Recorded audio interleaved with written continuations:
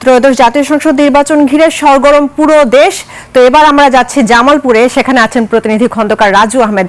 রাজু, কেমন দেখছেন ভোটের হাওয়া? প্রার্থী ও ভোটারদের ভাবনা প্রত্যাশার কথা আমাদের জানান। জি, ধন্যবাদ রাহি আপনাকে। আপনি জানেন যে নির্বাচন যত ঘনিয়ে আসছে, নির্বাচনী উত্তাপ কিন্তু ছড়িয়ে পড়ছে সারা দেশের ন্যায় জামালপুরের প্রতিটি পাড়া মহল্লায়। আমি যেখানটাতে দাঁড়িয়ে আছি এটি জামালপুরের পুরাতন বাইপাস মোড় একটা এলাকায়। এখানে একটা চায়ের দোকান আছে।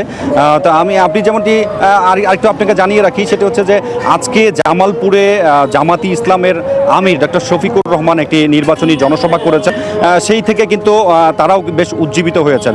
আমি এখানে দেখতে পাচ্ছি যে এখানে একটি নির্বাচনী প্রচার শেষ করে এখানে কিছু লোকজন জমায়েত হয়েছেন।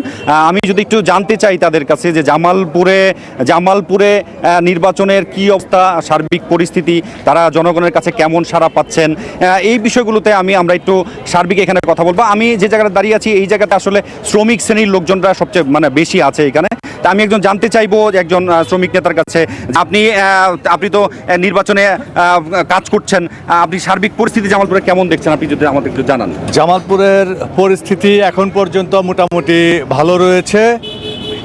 আমরা যদি এই পরিস্থিতি যদি ঠিক থাকে, বজায় থাকে, আর নির্বাচনী পরিবেশ যদি 12 তারিখের আগ পর্যন্ত নির্বাচনের আগ পর্যন্ত যদি ঠিক থাকে, আমার মনে হয় যে এই উৎসব মুখর পরিবেশে একটি নির্বাচন বাংলাদেশে হয়ে যাবে। এবং জামালপুরে আমি সরকারের কাছে অনুরোধ জানাবো যে জামালপুরের এই পরিবেশটা যেন ঠিক থাকে, এই পরিবেশটা যেন বজায় থাকে। জি, ধন্যবাদ।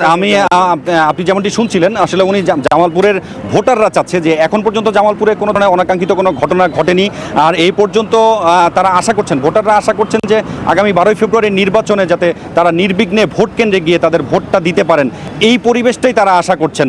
জামালপুরে যেখানে আমি দাঁড়িয়ে আছি এটি হচ্ছে আসলে শ্রমিক শ্রেণীর লোকজনরাই বেশি বসবাস করে। তারা চাচ্ছে যে বিগত নির্বাচনগুলোর মতো যাতে আগামী নির্বাচন না হয়, সেটা তারা প্রত্যাশা করছেন। তবে এই ছিল আমার কাছে জামালপুরের নির্বাচনী পরিবেশের সর্বশেষ তথ্য। রাহি।